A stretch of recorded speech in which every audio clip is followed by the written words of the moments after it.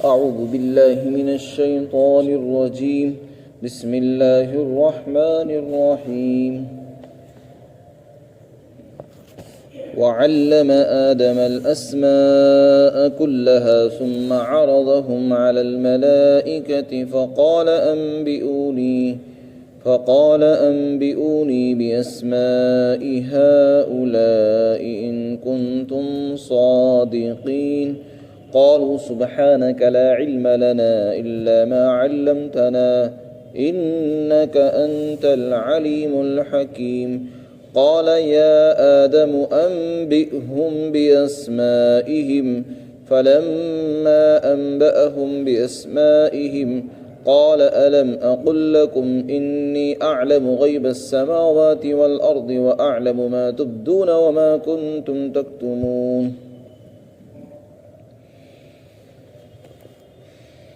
اور اللہ نے حضرت آدم علیہ السلام کو تمام نام سکھا دیے، پھر ان کو فرشتوں کے سامنے پیش کیا اور یہ فرمایا کہ تم مجھے ان تمام چیزوں کے نام بتاؤ اگر تم اپنے دعوے میں سچے ہو۔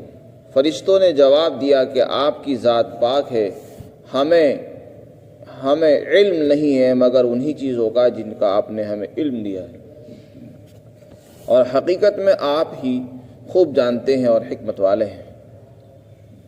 اللہ نے فرمایا اے آدم تم ان کو ان چیزوں کے نام بتاؤ۔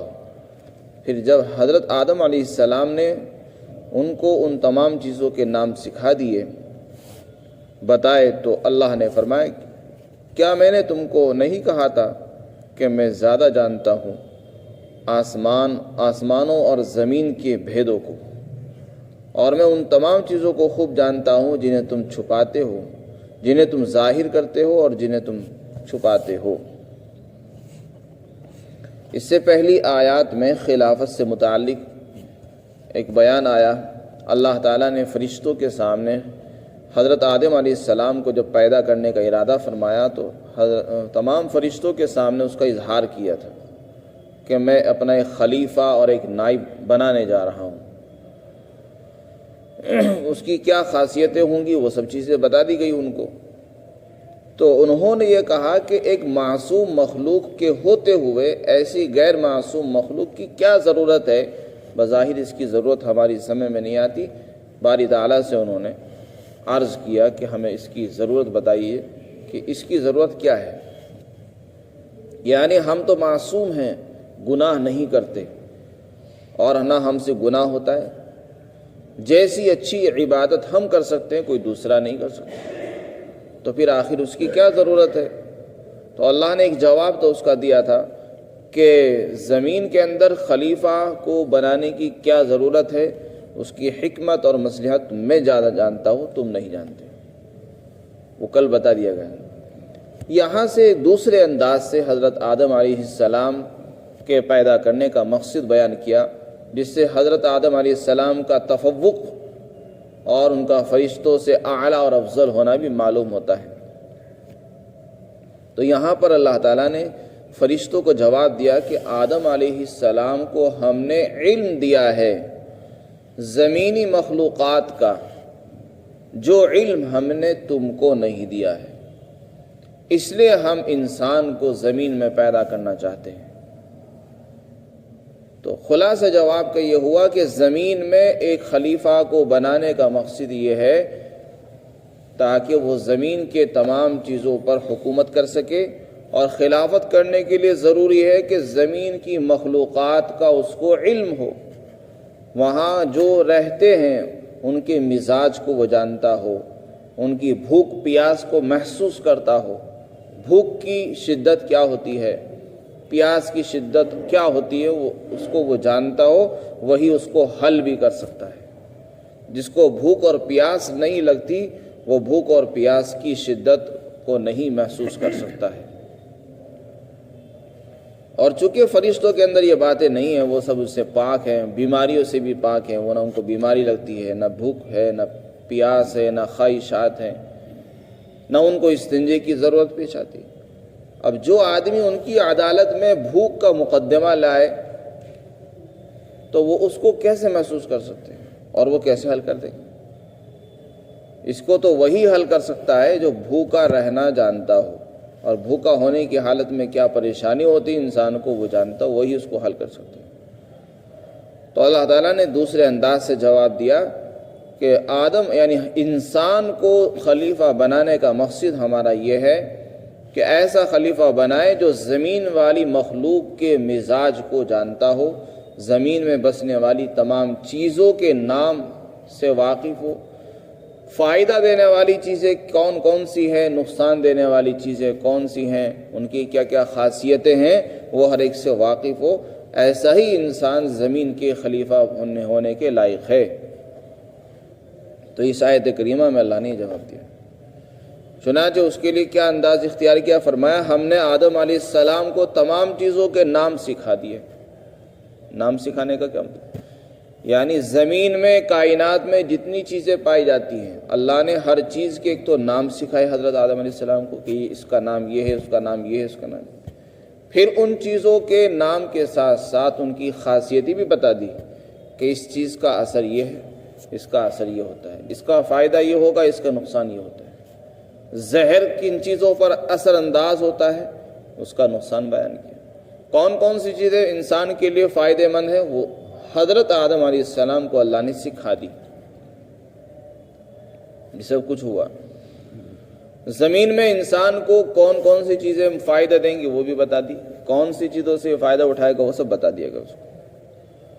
تو اللہ فرماتے ہم نے انسان کو وہ سب چیز سکھائی، پھر وہی تمام چیزیں فرشتوں کے سامنے پیش کی، اور فرشتوں سے کہا کہ اللہ نے اب تم بتاؤ ان کے نام۔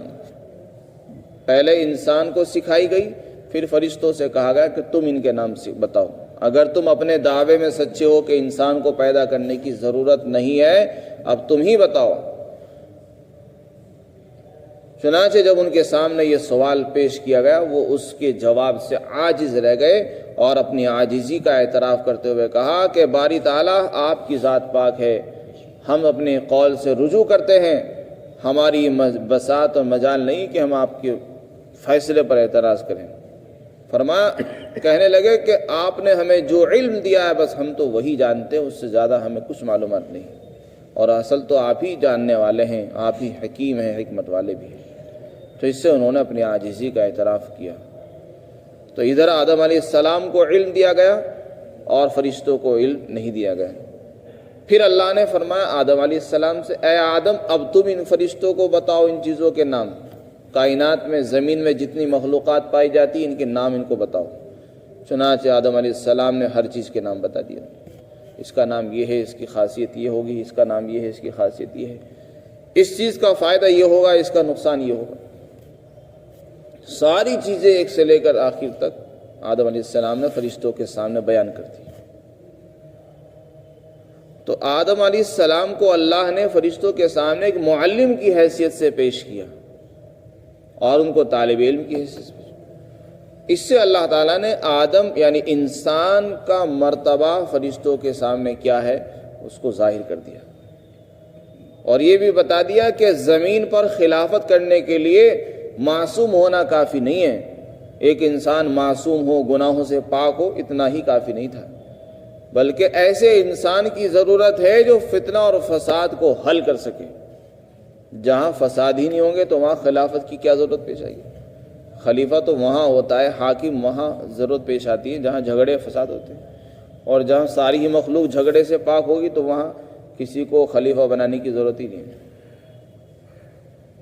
تو زمین میں چونکہ جھگڑے بھی ہوں گے، فسادات بھی ہوں گے، خریزیاں بھی ہوں گی، ان میں فیصلہ کرنے کے لیے انسان ہی بہتر اور مناسب تھا، اللہ نے انسان کو خلیفہ بنایا۔ تو اس لیے فرمایا اے آدم آپ ان کو نام بتاؤ۔ چنانچہ آدم علیہ السلام نے سب چیزوں کے نام بتا دیے۔ پھر اللہ نے فرمایا فرشتوں سے کیا میں نے تم سے نہیں کہا تھا کہ میں زیادہ جانتا ہوں؟ میں زمین میں انسان کو ایک نئی مخلوق کیوں پیدا کر رہا ہوں، اس کی حکمت میں جانتا ہوں، تم نہیں جانتے ہو۔ میں تو آسمانوں کی اور زمینوں کی تمام بھیدوں کو جانتا ہوں، اور جو تم چھپاتے ہو اس کو بھی جانتا ہوں، جو تم دکھاتے ہو اس کو بھی میں جانتا ہوں۔ تو ان تمام آیتوں سے اللہ تعالیٰ نے آدم علیہ السلام کا مرتبہ فرشتوں کے سامنے ظاہر کر دیا۔ اس سے پتہ چلا کہ انسان کو اللہ نے فرشتوں سے افضل بنایا ہے، کیونکہ فرشتوں کے پاس وہ چیز نہیں ہے جو انسان کے پاس۔ فرشتوں کو تو اللہ نے صرف نیکی کرنے کا جذبہ دیا ہے، وہ نیک کام کر سکتے ہیں، ان کے اندر برائی کا جذبہ ہی نہیں ہے، گناہ ان سے نہیں ہوتا، نہ وہ کر سکتے، چاہ کر بھی نہیں کر سکتے۔ لا یعصون اللہ ما امرہم، وہ تو نافرمانی نہیں کرتے، جس چیز کا انہیں حکم ملتا ہے وہ کرتے ہیں بس۔ اور انسان کے مزاج میں اللہ نے گناہ کا مادہ بھی رکھا ہے، نیکی کا مادہ بھی رکھا ہے، اس کو اللہ نے اختیار دیا ہے کہ اب وہ چاہے نیکی کرے یا گناہ کرے۔ اب اگر وہ غلط استعمال کرے گا اپنے اختیار کو تو پھر اس کو سزا ہوگی، اور اگر اپنے اختیار کا صحیح استعمال کر کے آئے گا تو اس کو جنت بھی ملے گی۔ تو اس طریقے سے حضرت آدم علیہ السلام کی اللہ نے افضلیت بیان فرمائی اور ان کا فرشتوں سے افضل ہونا بیان کر دیا۔ ان آیات میں خلافت کا جو لفظ آیا ہے اس سے مراد ہے نبوت، یعنی اللہ تعالیٰ بتانا چاہتے تھے کہ میں اپنا کوئی نائب اور جانشین بنانا چاہتا ہوں جو نبی ہوگا۔ چنانچہ یہ خلافت حضرت آدم علیہ السلام سے شروع ہوئی اور حضرت محمد صلی اللہ علیہ وسلم تک اللہ کی چلتی رہی۔ ویسے تو حقیقی خلیفہ اللہ ہے، حقیقی مالک اور اقتدار اعلیٰ کا مالک جو ہے اللہ ہی ہے۔ ان الحکم الا للہ الا لہ الخلق والامر، قرآن کریم کی آیات سے پتہ چلتا ہے کہ اصل کائنات کا مالک اللہ ہے، لیکن زمین میں اللہ نے انتظامات کو سنبھالنے کے لیے انبیاء علیہم السلام اور رسولوں کو بھیجا ہے۔ آپ صلی اللہ علیہ وسلم بھی آپ اللہ کے خلیفہ ہیں اور حضرت آدم علیہ السلام بھی خلیفہ ہیں، لیکن آدم میں اور آپ صلی اللہ علیہ وسلم میں ایک بہت بڑا فرق ہے۔ حضرت آدم علیہ السلام سے لے کر جتنے بھی انبیاء آئے ہیں حضرت عیسیٰ علیہ السلام تک، وہ ایک خاص علاقوں کے لیے ہوتے تھے، خاص قوم کے لیے ہوتے تھے۔ آپ صلی اللہ علیہ وسلم کو بھی اللہ نے خلیفہ بنایا ہے، وہ اللہ کے خلیفہ ہیں، خلیفۃ اللہ فی الارض، لیکن آپ کی خلافت کوئی علاقائی نہیں ہے، بلکہ آپ جو ہے پوری دنیا کے لیے خلیفہ بن کر آئے ہیں۔ اسی طرح وہاں اس وقت کے انبیاء اور خلیفہ خاص وقت کے لیے ہوتے تھے۔ حضرت محمد صلی اللہ علیہ وسلم کی خلافت خاص وقت کے لیے نہیں ہے، چند سالوں کے لیے نہیں ہے، بلکہ قیامت تک کے لیے آپ کی خلافت چلے گی۔ اسی طرح پچھلے انبیاء علیہم السلام جو شریعت لے کر آتے، جو طریقہ اللہ کی طرف سے احکامات لے کر آتے، وہ ان کے زندگی تک تو زندہ رہتا، اور جیسے وہ چلے جاتے، رخصت ہو جاتے، تو ان کی تعلیمات، ان کی ہدایات سب ختم ہو جاتی یا بدل جاتی تھی زمانے کے ساتھ ساتھ، لوگ ان کو بھول جاتے تھے۔ حضرت محمد صلی اللہ علیہ وسلم کی خلافت کی خصوصیت یہ ہے کہ اللہ نے آپ کو خلیفہ بنایا، لیکن آپ کی خلافت قیامت تک رہے گی، آپ کی تعلیمات بھی ہمیشہ زندہ رہیں گی قیامت تک۔ اور اللہ نے قرآن میں وعدہ فرمایا اِنَّا نَحْنُ نَزَّلْنَا الذِّكْرَ وَإِنَّا لَهُ لَحَافِظُونَ، ہم نے قرآن اتارا اور ہم ہی اس کی حفاظت کرنے والے ہیں۔ جیسے اللہ نے قرآن کے الفاظ، اس کے ایک ایک لفظ کی حفاظت فرمائی اور فرمائے گا، اسی طرح اس کے معنی بھی محفوظ رہیں گے۔ اللہ نے اس کے لیے بہت سے انتظامات فرمائے، صحابہ اکرام نے حضور سے احادیث لی، یہ تمام حدیثیں قرآن کی تفسیر اس کے معنی ہی ہیں۔ صحابہ نے اس کی حفاظت فرمائی، تابعین نے کی، تابعین نے کی، بعد میں محدثین کی جماعتیں پیدا ہوئی، اور اللہ کے رسول نے فرمایا کہ لا تجتمع امتی علی الضلالہ، میری امت کبھی گمراہی پر جمع نہیں ہوگی۔ اس سے پتہ چلا کہ پورے دنیا میں ہر وقت ایک جماعت ایسی رہے گی جو ہمیشہ حق پر قائم رہے گی اور اسے کوئی بدل نہیں سکے گا۔ لوگ غلط چلیں گے لیکن وہ اپنی غلطی پر نہیں ہے، وہ حق پر قائم رہے گی۔ غلط چلنے والوں کی غلطیاں ان پر اثر انداز نہیں ہو سکتی، نہ ان کو ان کے دین سے اور ان کے مسلک سے ہٹا سکتی ہے۔ تو اس سے بھی اشارہ ملتا ہے کہ دین کو زندہ رکھنے والی ایسی جماعتیں موجود رہیں گی۔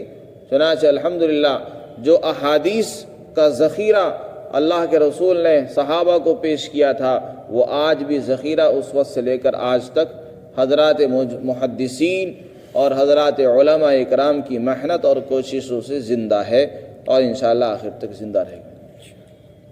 تو یہ قرآن اور حدیث یہ دونوں چیزیں زندہ ہیں۔ اس کے علاوہ اجماع امت، تو اللہ تعالیٰ نے آپ صلی اللہ علیہ وسلم کی خلافت کو عالمی بھی بنایا ہے، اور آپ کسی وقت کے لیے نہیں تھے، اور آپ کی شریعت محفوظ بھی رہے گی، یہ آپ کی خصوصیات میں سے ہیں۔ اس کے علاوہ جب آپ صلی اللہ علیہ وسلم تشریف لے گئے تو آپ نے فرمایا تھا کہ میرے بعد نبوت تو نہیں ہوگی، البتہ میرے بعد خلفاء ہوں گے۔ آپ نے فرمایا کانت بنو اسرائیل تسوسهم الانبیاء کلما ہلک نبی، فرمایا کہ بنی اسرائیل کے جو نبی ہوتے تھے وہی ان کے بادشاہ ہوتے تھے، وہی ان کی حکومت کرتے تھے، سیاست کرتے تھے۔ لیکن اب نبوت میرے بعد چونکہ نہیں رہے گی، میرے بعد خلفاء ہوں گے، تو اللہ کے رسول نے فرمایا میرے بعد جو خلیفہ ہوں اور جو سیدھے راستے پر ہوں، تمہارے اوپر ضروری ہے کہ تم ان کے راستے کو پکڑ لینا۔ علیکم بسنتی و سنت الخلفاء الراشدین، میرے راستے کو مضبوطی سے پکڑ کے رکھنا، اور میرے بعد جو خلفاء راشدین آئیں گے ان کے طریقے کو لازم پکڑنا۔ چنانچہ حضرت ابوبکر صدیق کا زمانہ آیا تو آپ خلیفہ ہوئے، پوری دنیا کے آپ ہی خلیفہ رہے۔ خلیفہ کا مطلب ہوتا ہے کہ دنیا میں ایک وقت میں بس ایک ہی خلیفہ ہوتا ہے، اسی کا حکم چلتا ہے۔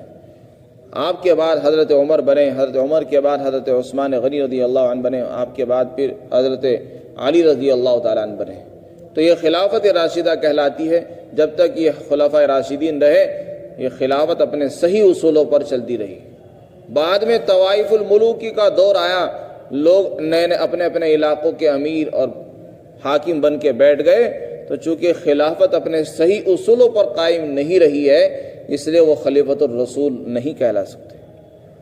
اللہ کے رسول تو چونکہ قیامت تک کے لیے خلیفہ ہے اللہ کے، لیکن آپ کے بھی نائبین ہیں دنیا میں، جو صحیح خلافت قائم کریں گے وہ اللہ کے خلیفۃ الرسول کہلانے کے حقدار ہیں، جیسے کہ ابو بکر، عمر، عثمان و علی۔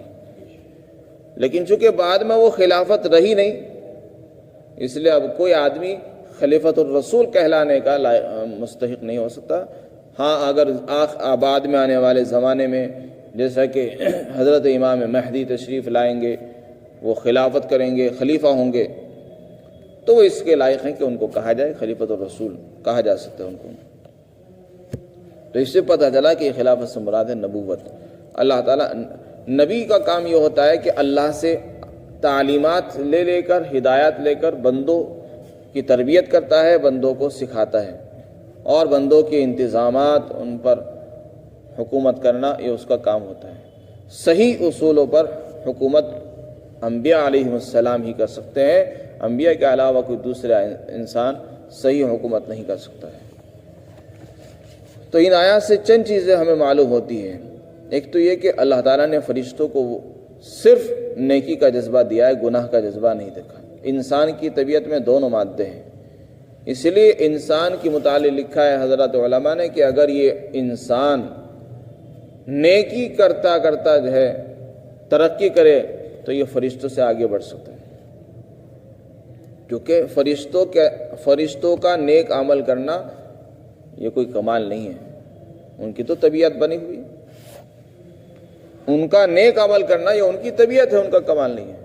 انسان میں گناہ کا جذبہ ہے، وہ گناہ کے جذبات کو دبا کر نیکی کے جذبات کو پروان چڑھائے تو یہ اس کی بڑی قربانی ہوگی۔ اگر یہ اس پر عمل کرے گا تو یہ فرشتوں سے آگے پہنچ سکتا ہے۔ اور یہی انسان اگر اپنی ملکوتی صفات کو چھوڑ کر حیوانی اور بہیمی صفات پر عمل کرے گا تو یہ جانوروں سے بھی پرے ہو جائے گا۔ یعنی اگر برائی والے جذبے پر اگر یہ کام کرے، نیکی کے جذبات کو چھوڑ دے، تو یہ جانوروں سے بھی نیچے گر جاتا ہے۔ تو انسان کو اللہ نے ایسا بنایا، اگر یہ نیک عمل کرنے لگے تو یہ اوپر پہنچ جائے، اور جانوروں والی صفات پیدا ہو جائے تو جانوروں سے بھی آگے نکل جائے گا۔ اللہ تعالی ہم سب کو عمل کی توفیق نصیب فرمائے۔